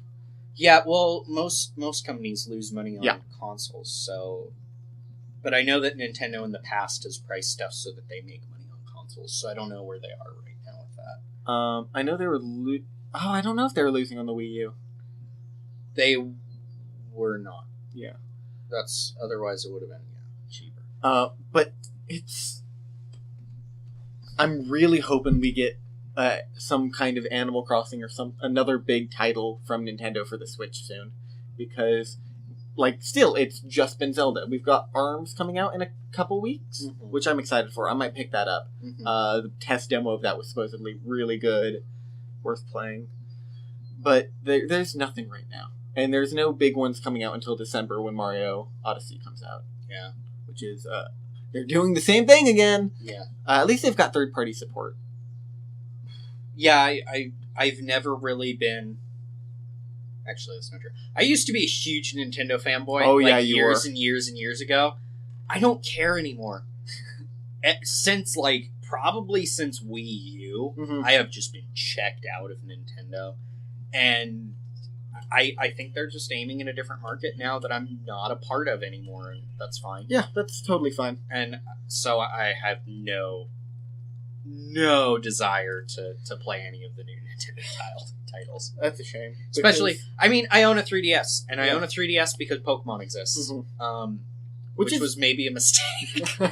But, yeah, whatever. I try not to be one of those people who get super into Nintendo. Yeah. Like, when they hear a Nintendo title, they go for it. But there are titles that they make that I've legitimately enjoyed every iteration of. Like, Animal Crossing I've been playing since the GameCube, and I've played every game. I know I'm going to enjoy it. I like life games. Same reason Harvest Moon or Stardew Valley gets me. Harvest Moon's coming with a PC. I haven't heard anything about this, so tell me about it. To the best of my knowledge, it's just like a generalized announcement. I think we're going to hear about it more tomorrow when Nintendo does their bit. They're not... Or is it... They're not Nintendo. Is it Sony then? It's either... Is it Square? I have no idea. I know it's not a Nintendo thing. Okay. I don't think it's a Square thing either, because Square's trying to edge in on that market. I bet it just won't be in any of the... It might not be. It was on the list of things that... There's a lot of stuff they show on the floors, though. Yeah, it was on the list of things that I think IGN put out that was, like, confirmed things for E3. Mm-hmm. So I saw it on there, and I was like, ooh, new Harvest Moon. Oh, shit, it's on PC. They learned. It's rare for a game dev. Do you think that's, like, a response to Stardew Valley? Absolutely. I think they realized that there's a big market there for it. Yeah. I'm hoping that they learned something more than just put it on PC. Because if it's just a Harvest Moon game on PC, it's garbage. It's a Harvest Moon game. It depends. But the things that made Stardew Valley so different were, like, usability, an inventory system that isn't hold 5 things and then go into the menu and have to change them out in the most inconvenient way every time. Yeah, the Harvest Moon, none of the games had very good UI.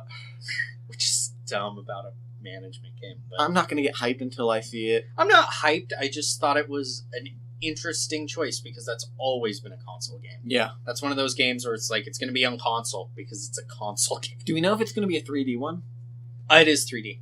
But it's like DS style 3D where it's like... That's fine. Mostly 2D actually, but they've got 3D graphics on it. That's interesting. I wonder if... Yeah, we'll see how that works out. Yeah. So we... Okay. Oh, okay. Never mind. We have not talked about Shadow of War yet. I loved Shadow of Mordor. It's good. It was one of my favorite games that year. I bought it when it came out, which is kind of rare for me. And I actually, like, hit a wall with it within, like, my first 2 hours. And I set it down for about a year. And then I came back to it. And I just marathoned that game. I think I played 40 hours in a few weeks. And Shit. I was just so drawn into the fact that it was, like, really well acted. Like, there's not a lot of misses in terms of voice acting. Right. Which is rare for any video game. And it follows that Middle-earth storyline, that kind of lore that I'm interested in, and it just grabbed me. And the Nemesis system, everybody talks about the fucking Nemesis system, but that's because it's fucking great. I'm really interested because it looks like they've changed it. It looks like they weren't just like, we made a Nemesis system, so we made another game with the Nemesis system. It looks like they were like, what can we do to make this better? And army building was super big in this one of my, like, gaming, like, dreams has always been a game where you are the general of an army, and you lead your army onto the battlefield, and then you just wade through the battlefield being a badass while your guys fight. Which this game seems to be. So it hit you just perfectly. And I was just like, it's the sequel to a game I already love, and it's the premise that I've wanted forever. So I definitely am into Middle-earth Shadow of War. And I think it's cool that they're showing off some more. We get to go to Cirith Ungol, which is the city where the like crazy ghost city owned by the Witch King, the Nazgul. I think the big problem for this game is going to be, I don't think there's going to be good marketing for it. Because when they marketed it, they just showed like some gameplay and then like some of the cool things you can do. They never really explained any of it, and I thought that would have been a good chance for it. Because that's when you're adding only 1 or 2 extra mechanics, go into them. Make someone super excited about those mechanics. Like, they just kind of briefly, like, oh yeah, there's armies or whatever. And then here's the main character still doing what every character does in every video game. Did we get a release date? I don't remember if we get a release date, because I don't remember either. All that. I feel like they might do that closer to release. I hope so. I don't think it's going to be a bad game, but I don't think if they don't hype it up enough that it's not going to be like what everyone's talking about, like it was with the last one. I think what they're gonna do is they're gonna say, look, it's a sequel to a game that did really, really well. Like its Metacritic is good, Everybody reviewed it well. And they're just going to do the same. Because if you remember, they talked about Nemesis, and everybody grabbed onto the Nemesis system with the first one. Right. But that was not the focus of their marketing. Mm-hmm. Their marketing was, be a badass in the Lord of the Rings world. Like, I feel like they'll just do that again. And if it worked last time, I don't know if it will work again. Because now we've seen that game before. We've already been there. So, like, if they don't hype up what's different about it, it's just the sequel. It's not like that game of the year, it's that game of last year, too. Yeah, I don't know.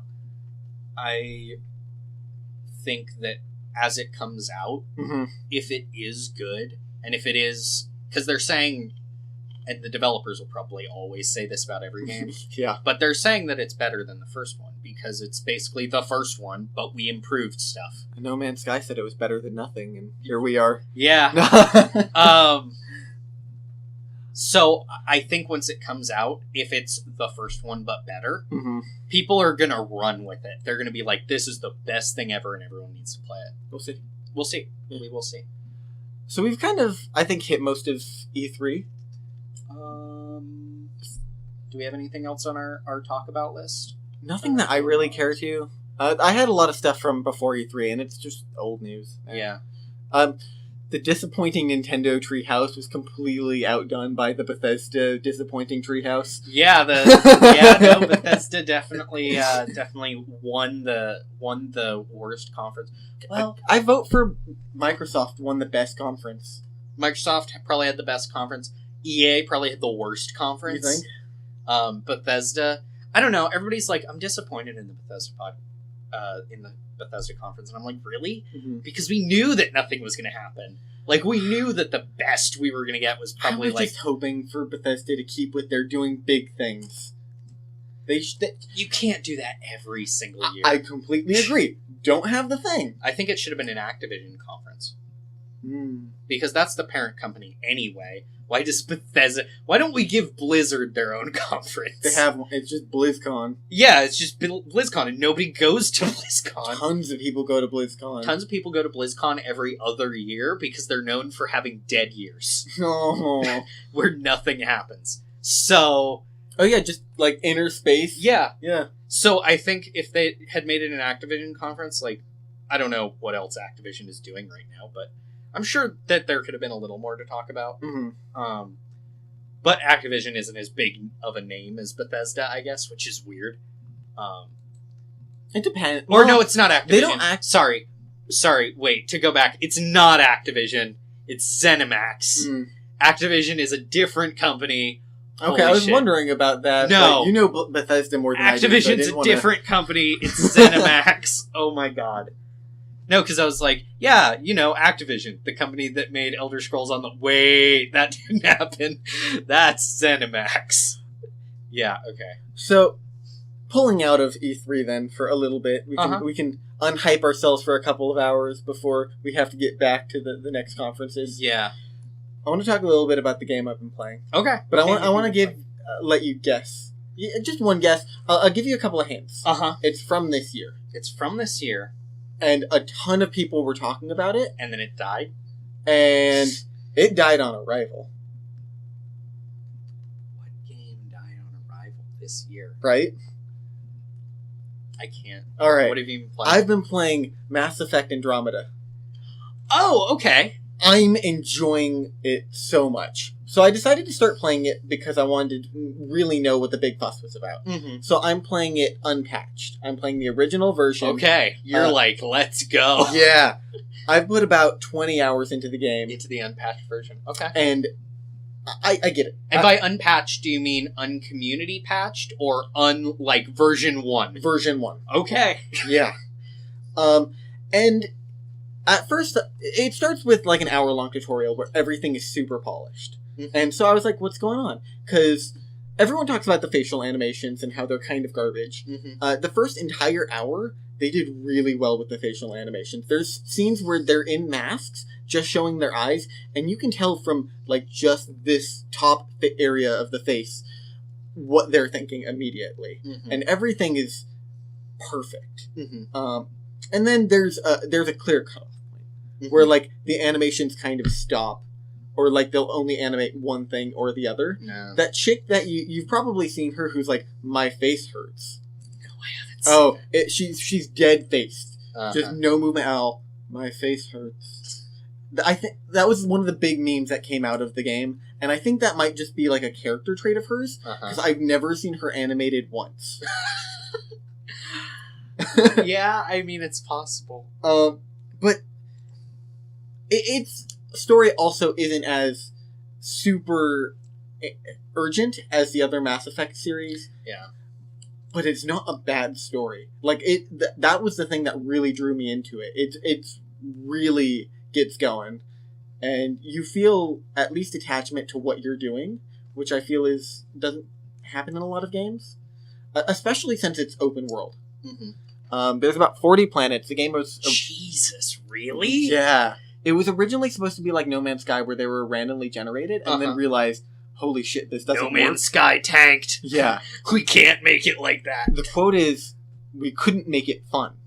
They had the mechanics. Oh, so they did the No Man's Sky thing, but then realized before they released it that their game was shit. Yeah. And fixed it. And supposedly, so the development had to happen over only a year and a half, because they had to scrap basically everything. Mm-hmm. And for having a year and a half to make an open world game with 40 planets that all seem different and all have beautiful landscapes, and like, there's a weird feeling I get from it when I run through the land, where it doesn't feel like most open world games, where like I'm just using the open world to get from point A to point B. There's been a couple of points where I'll just walk into something and there's a quest there, which doesn't, like, no quest pop-ups, just people talking, things happening in the world. So kind of the way that Skyrim did it, but maybe a bit more streamlined. A little better. I'm sure. Skyrim basically beats you over the head with everything, but... There was one cool feature I found where if there was a quest and you happen to go into where the quest area should be taking place, you just skip over the beginning of the quest. Yeah. Which I noticed a couple of times going through the quest log, and there's definitely some polish problems where I'd see, like, half of the quests failed. Why? And it was just that I didn't do it, because I ended up skipping into in there. Yeah, Morrowind and Oblivion did that too. Oblivion's way of doing it was super janky and tended to snap the quest in half because it was a bug. Morrowind did it like intentionally in some cases, and was also a bit rarer with it. But that's always a really good way to make your world feel alive, is to say, this quest is happening whether you are here or not. So whenever you show up, wherever in the quest line you happen to show up, that's where you start. And I think that's... And it's very good for improving immersion. Yeah. Because you come in and people are talking, like, they're, like, using all of these terms and talking about the story that you have no connection to. And initially, from a design standpoint, you're like, well, that's garbage because they have no connection to it. But it's like, but for immersion, that lack of connection makes you want to learn more about it. It makes you feel like there is a world that exists beyond your, like, shallow purview. There was also one feature I really like. And it's not really a feature as much as just a feat of storytelling mixed with mechanics. So, in Skyrim, when you play the game, there's a lot of little quests. And you get to the point where there's no urgency of the main quest. Yeah. And you're just doing, like, shit and giggles for money. Let me go pick daisies for 17 hours instead of saving the world from that dragon. Andromeda has their big overarching quest, and a lot of little quests, but somehow they make it so even when you do the little quest, it doesn't feel like it's affecting the urgency of the main quest, and also feels like the little quests push you towards your main goal.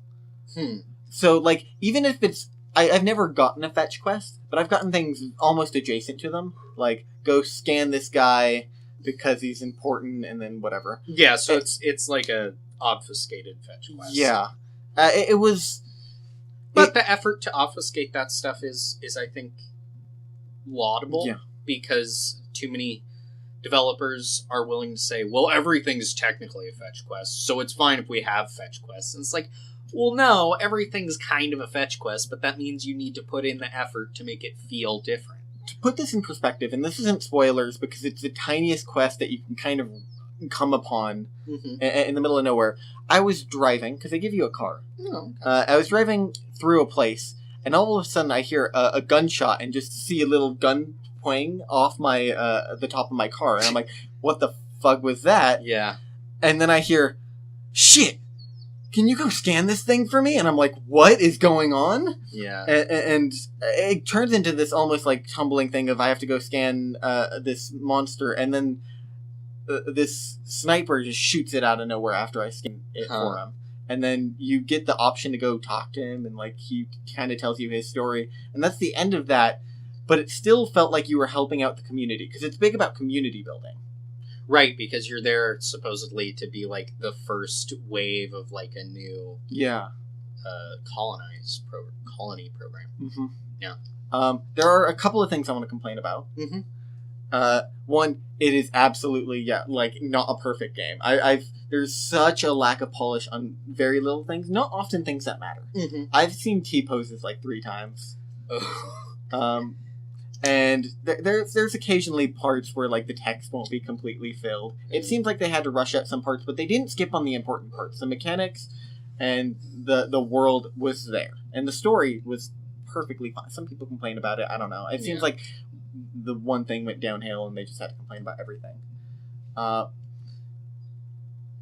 It's just, I don't know. I really think that it deserved a better score than it got. That happens sometimes. Yeah. I think there definitely was a hate bandwagon for that game, and I've never really been into Mass Effect, but I get the feeling that after 3, people were a bit cold to the idea of another game coming out, and then it came out, and they were like, "This isn't Mass Effect 1, so it must be Mass Effect 3 again." That's the weird thing about that series. The pinnacle of that game isn't the first one or the last one. It's 2. Yeah. That's weird. Yeah. That's like someone saying Oblivion's the best game.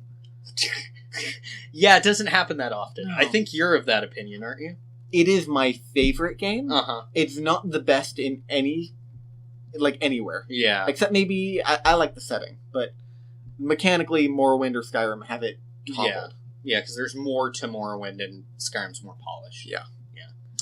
Was there anything you wanted to get to before? Yes. Last topic? Yes. So, I've been playing RimWorld. And in fact, yesterday, for the first time, I beat RimWorld. You can beat it? You can beat it. So, for those that don't know, RimWorld is Dwarf Fortress in Space, colony builder. The basic premise, basically, the game's heavily moddable. Like, incredibly moddable right out of the box. You can create your own scenarios in the, like, create new game scene. Like, in the scene where you're like, pick your scenario. There's also a button that is create new scenario. And there's 3 default scenarios, but there's one that's recommended, which is called Crash Landed. And the idea is that 3 people crash land on this alien planet, and you have to survive, and your ultimate goal, one way or another, is to obtain a spaceship and launch yourself back into space. So yesterday, I think probably it was maybe like a 12, well, probably more than that, maybe like a 20-hour run, finally ended in me launching into space. Which one, the idea of a Dwarf Fortress game with a win condition is so nice. I love it. That's not fun. No, it's great. But RimWorld does right almost all the things that Dwarf Fortress does wrong. That's a big statement. That is a big statement. Number 1, the UI, still not great, but way better. Way better. There's buttons and shit. There's actual buttons. You can click on things. Whereas in Dwarf Fortress, obviously everything is done via hotkeys. Yeah. The problem is there are no hotkeys. Oh. Yeah, which you get used to eventually. But sometimes, like, rather than, like, opening 3 menus, I would like to be able to hit D on my keyboard 3 times and dig out a space. You think that they just saw hotkeys were bad in Dwarf Fortress, and they're like, let's just stay away from that. Let's make it user-friendly and not ever have to have any reliance on it. Maybe, but I don't think it's an excuse for not having hotkeys. I think that's the major issue with that game right now is that there's no hotkeys. The other major issue with that game right now is that the end game gets really grindy. Because the way that it's set up is when you land, you have this box you're in that is your zone. That's where your colony is supposed to be. It's fairly large, but you tend to find that by the time you get into late game, you're like running out of steel. And there's no way to get steel except for trading. And I think that's to encourage you to like send out trade caravans. But that system's not super developed yet. Right. So it's really hard to get like... And steel is in everything.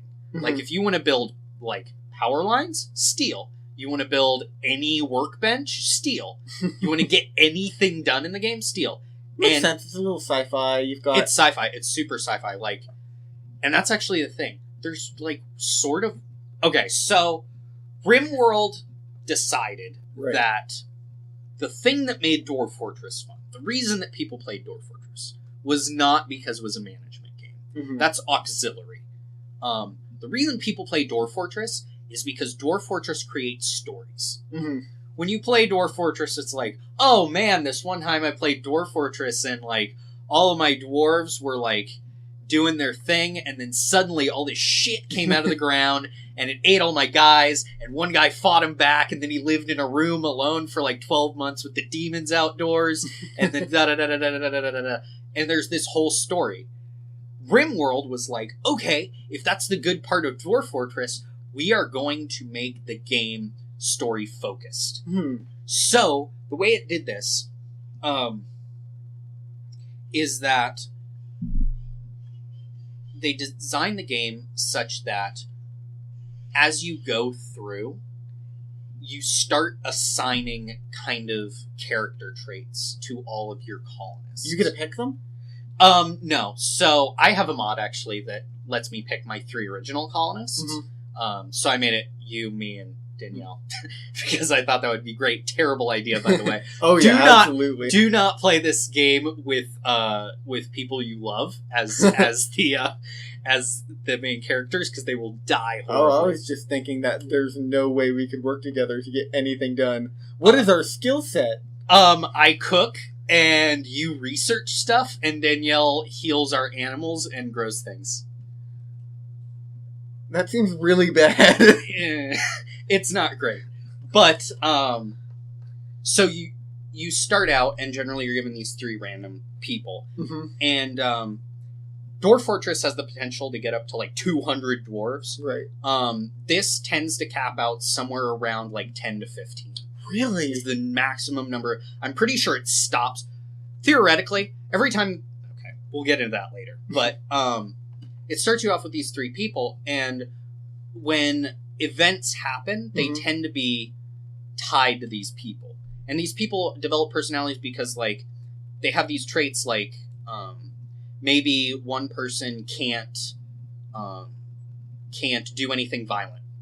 So, what happens when you get attacked? Well, hide them inside because they're not going to fight. And that kind of starts to develop a story. In this most recent playthrough, I had this story develop where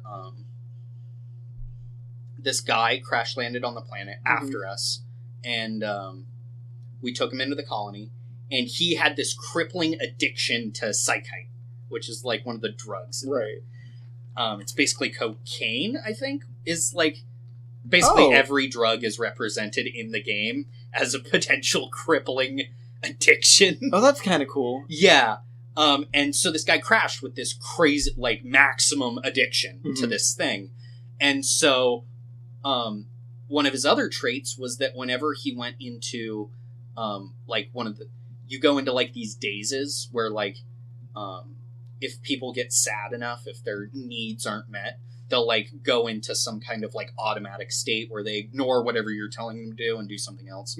This guy had a trait that whenever he would go into that state, he'd get fucking he would just brutalize things. He would destroy shit, punch people, kill animals. I've played that game with Dwarf Fortress. Yeah. But one of my landers had a pistol. And I was like, so I don't want to, like, try to melee fight this guy, because if I fight him in melee, there's an equal chance that whoever's fighting him just loses to him. especially since he's in this berserk rage. But I have a pistol, which doesn't do a lot of damage, but it does enough. So whenever this guy would go into a berserk rage, I'd have a guy go over and shoot him with the pistol. And he would immediately go down, and then we'd take him away and put him in lockup until he felt better, and then we'd pull him back out, and he'd be fine again. And this happened like 4 times. But what ended up happening was I checked the social tab of the character, and him and the guy who had been shooting him had become best friends. What? They really liked each other because they were constantly talking, because the guy who was shooting him was also the doctor. So whenever he would shoot him, he would then go heal him. Huh. And to me, that created a story immediately in my head. I was like, oh, it's sort of like a thing where he's like, stop making me shoot you, you asshole. Where it's like this friendly thing he does, because the guy's in this weird mental state. And eventually, that guy ended up dying of a gunshot wound. He got an infection and died. That's tragic, but yeah, I like that. But it created a story. One thing I had was one of the characters who originally landed on the planet, almost immediately, her mother fell out of the sky. And so it was like, okay, this character's mother fell out of the sky, and they had like similar abilities, like their stats and stuff were similar, I think because they were family. And so the mother was with the group for a little while, and eventually she, I think, got mauled to death by a puma. So we buried her, and immediately another guy's mother fell out of the sky, but those two were dating. So it was like, well, my mother falls out of the sky and she dies, and then your mother falls out of the sky, and we take care of her. What a cunt. And they ended up getting divorced. Oh. All right. And I was like, that's a story. Yeah. That's completely a story. I'm going to have to give this a go. It's really interesting, and if you watch what's going on, you start to see all of these like little emerging stories about how like people have these interpersonal relationships, and like I had this one colonist and nobody liked him because they were ugly.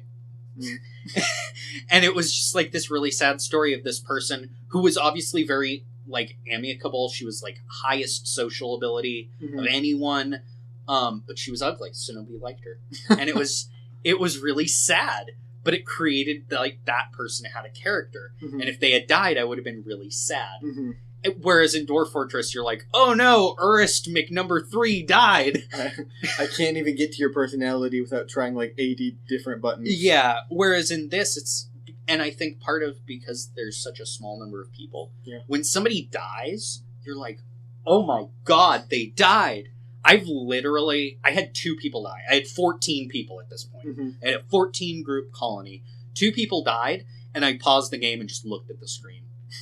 I was so invested in those characters that when they died, I was like, whoa, I was not ready for this. And so you're like, your investment in the game is so much higher because you're not just like, I'm trying to survive because that's the goal of the game. You're like, I'm trying to survive because these people need to live. That's cool. RimWorld, and they had an update about a week and a half ago that made it so that they updated the caravan system, which not fully developed yet, but has a lot of really interesting ideas. Basically, the world map's there, even once you found your little colony. And you can start caravans and actually move out and colonize new places. Oh, so you play from there? Yes. You can have multiple colonies going at once. That's cool. I really like that. Because I've always felt like in Dwarf Fortress, having just that one map felt really restrictive. Especially since they were generating the whole world. I know you can do adventure mode and start up new colonies, but it felt really janky. Yeah, that describes Dwarf Fortress in general. It felt really janky. So, one of the things I had to do, to build a spacecraft, you have to get what's called an AI persona core. Basically, the way that space travel is done in this is you put people into cryosleep, and you launch them into space with an AI that controls the spaceship to decide where it's going to take them and like what to do. But you need to get this AI persona core. You can't code one, you can't build one, you have to find one. Weird. So, I get a call on my comm station that's like, there is an AI persona core out in this desert to your east. we don't know what's guarding it or anything. Mm-hmm. So I was like, okay, I need one. So I got like a group together, and I got some like survival rations, and I sent them off into the desert. And we got like ambushed at one point, and we like fought these guys off, and we finally get to where we're going, and it's a bunch of tribals who are worshiping the AI Persona Core. And we like fight the tribals, and like one of the girls in the group like gets her leg chopped off and like her nose chopped off. And I brought a healer. So we're like healing. We're in the middle of the desert. There's no medicine. There's like no beds. Like we're sleeping on the ground of these like huts we've like stolen from the natives. And so I'm like trying to heal this person with this healer who's good, but like doesn't have any materials. And then people are like suffering heat stroke because we're in the desert. And so we like pack it back out, and we're trying desperately to like make it back before we run out of food, because we weren't supposed to be gone that long because of the whole getting the leg chopped off thing. Yeah, it really puts a damper in things. It really does. But it like created this whole story of like this small group and like them going out in the desert and like having an adventure that's really interesting. And it ended up, we got him a bionic nose and a bionic leg.